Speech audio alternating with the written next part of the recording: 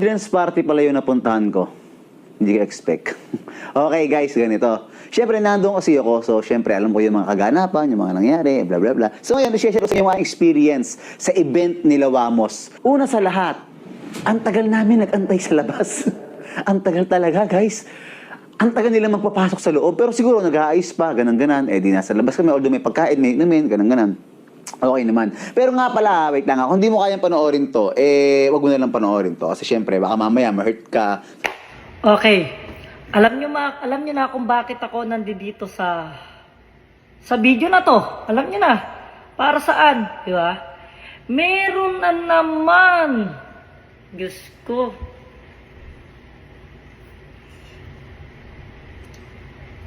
Ano ba naging ano ko sa'yo? Bakit parang lahat na lang ng mga opinion mo. Opinion mo. Ha? Sana yung opinion mo, chinat mo ko. Chinat mo sana ako eh. Putik mag-o-opinion ka lang, kailangan po pa ba talaga i-post sa social media yung opinion nyo? Opinion mo? Para lang kumalat sa maraming tao na ganito, ganyan? Putik, hindi ka nga imbitado, pre. Diba? Yung asawa mo ang imbitado. Syempre, expected na namin na kasama ka. Kasi asawa mo nga yung inimbitahan namin at hindi ikaw yun. Kasi ikaw pa yung may ganang magkaroon ng comment dyan para sa birthday ng anak ko. Tingnan mo, sama mo rito, pre, oh. Hindi mo na lang ako chinat. Okay guys, ganito.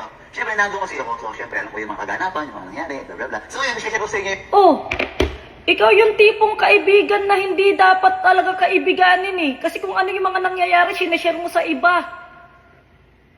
Paano kung ano na lang, kung private, tapos kasama ka dun sa private, hindi ka pwede kasama sa mga private boy. Sineshare mo, minimedya mo pa. Kailangan ba talaga sa social media mo sabihin, hindi pwedeng sa amin? Hindi mo ako pwedeng, pre, opinion ko lang ha, sana ganito ginawa nyo sa birthday nyo, sana ganyan. Yung birthday ba ng anak mo, ginanon ko? Ginanon namin? Hindi naman, di ba? Mga experience sa event nila Wamos. Oh. Una sa lahat, ang tagal namin nag-antay sa labas. Oh, sige. Talaga, guys. Ang tagal nila magpapasok sa loob. Pero siguro nag-aayos pa, ganun-ganan. Eh, di nasa... Ang tagal! Kasi, eto, ganito kasi yun ha, mga pre. Ha? O, pasensya, dun sa pag-aantay nyo, pasensya po. Kasi kami, dala na kasi kami. Kasi kapag sinabi naming alas 6, nagdaratingan ng mga bisita, alas 8, alas 9, minsan nga alas 10 pa, minsan nga dumarating yung ibang bisita, patapos na yung event. Diba? Filipino time tayo. Kaya nga namin nilagay yung alas 6 para kahit umattend kayo, although alas 8 talaga yung start nun. Naglagay kami ng alas 6 sa invitation kasi Filipino time eh. Alam na namin eh, nung birthday ni Antoinette, ang aga namin sinabi. Late na late, 2 to 3 hours bago dumating yung mga inimbitahan namin. Ganon din nung birthday ko. Ganon din, 2 hours, 3 hours. Diba? 2 hours, 3 hours bago nagdatingan. Invitation namin nun, alas 5 ng hapon. Nagdatingan yung mga tao nun. Nung birthday ko, alas 7, alas 8. Diba? Sayang kasi yung pera na binabayad kada oras dun sa event. Sana naintindihan nyo naman yung point namin na bakit ganon yung ano. Siguro kayo din naman kasi nakakaranas at hindi lang naman kami. Nakakaranas din naman kayo siguro ng mga inimbitahan nyo na hindi sumasakto dun sa binigay yung oras, di ba? Minsan alam nyo naman yan, nadidelay naman kayo. Hindi lang naman kami yun. Sana makuha nyo yung point namin. Di ba? Putik, parang nagmumukha pang... May pagkain, may inumin, ganun-ganan. Okay naman. Pero nga pala, wait lang ha, kung di mo kayang panoorin to, wag mo na lang panoorin to. Kasi syempre, baka mamaya ma-hurt ka. Pre, paano hindi may hurt sa yun pa ako? Sana nga chinat mo na lang ako. Ganun lang naman kasimple. Idinaan mo pa sa social media yung opinion mo. Yung birthday ba ng anak mo, nilagyan ko ng opinion ko? Event nyo yun eh. Birthday ng anak mo eh. Ba't kailangan ko ba ng opinion ko? Diba? Hindi nyo kailangan ng opinion ko para sa birthday nyo. Ang tanong pre, kailangan ko ba yung opinion mo? Yun yung tanong. Di ba? Bisita ka lang naman. Ganito. So, sabihin sa inyo na hindi nga pala ako invited doon. Yung Oh. asawa ko yung invited. Siyempre, Kita mo na, ikaw na mismo nagsabi, hindi ka imbitado. Asawa mo yung inimbitahan namin. Pre, konting hiya naman. Hindi ka na nga imbitado, ikaw ba naglabas ng statement na ganyan? Kinalat mo pa sa social media na ganito yung event ng anak ko. Parang anong nangyari, ikaw yung tama. O may sadyang may tama ka lang talaga. Tas kami pa yung mali sa event namin. Ano ka ba naman, pre? Minsan kasi, nako, pag doon yung asawa ko nandun si Mark, eh di eto na. Pumunta namin sa event nila Wamos. Pagpunta namin ko, sabi ko, uy, ganda ka ako. Sabi ko, okay siya. Ngayon, pagpasok nila, eto silang pamilya, Cross family. Tumuntagan ng happy birthday. Uy, happy birthday agad. Sabi ko, pero happy birthday ka agad? Eh ano gusto mong anuhin? Opening mo. Ano ba gusto mong mangyari? Sabihin mo dito, happy birthday ka agad. Ay ba natural? Di ba? Kakantahan ng birthday song opening pa lang. Gusto namin yun eh. Yun yung gusto namin eh.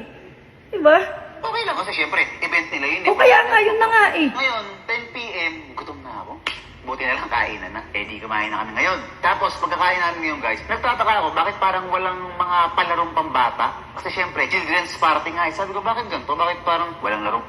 Children's party, bro. Hindi lang sa birthday party, ha? Hindi lang sa porkit children's party, and talagang ang laro, eh mga pambata. Pre! Yung birthday ba ng anak mo? Ha? Yung birthday ba ng anak mo? Nag-question ba kami na lahat ng panlaro nyo doon puro matatanda? Sa birthday ng anak mo?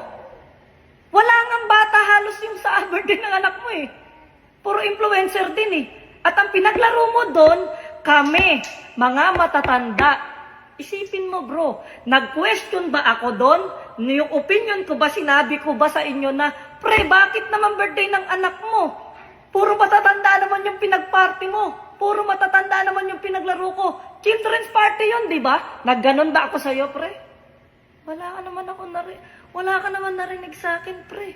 Kasi ako, imbitado lang din naman ako, hindi ko kailangan magsalita. Pero ikaw, imbitado. Ay, hindi ka nga imbitado pala. Nagawa mo pa magsalita sa event ng anak ko? Pre?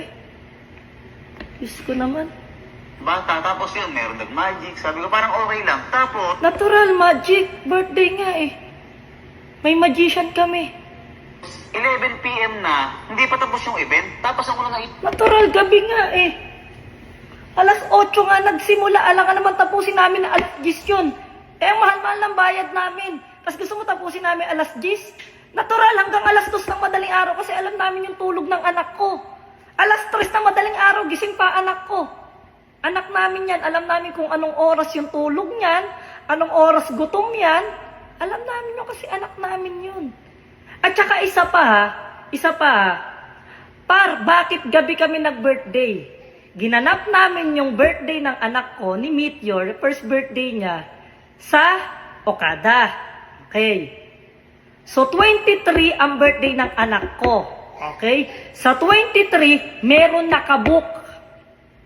May nakabook na. 21, 22, 23. Actually, 20 ng umaga, alam ko may nakabook dun eh. Pero hindi. Alam ko wala din. Nagse-set up lang sila. Kasi ang tagal ng set up. Kasi 19 ng hating gabi, may event sila. Kaya 20 pa lang na madaling araw, nagse-set up na yung mga yan. Hanggat inabot na ng tanghali yan, magdamagan yan. Kasi ang laki ng event na gusto namin mangyari. Kasi gusto namin sa birthday ng anak ko, pinaghandaan talaga namin yan. Yung first birthday ng anak ko. Di ba? Kaya ginanap yan gabi. isip ko, children's party, birthday ng bata pang bata. Bakit naman ka ako inabot ng alas 11 na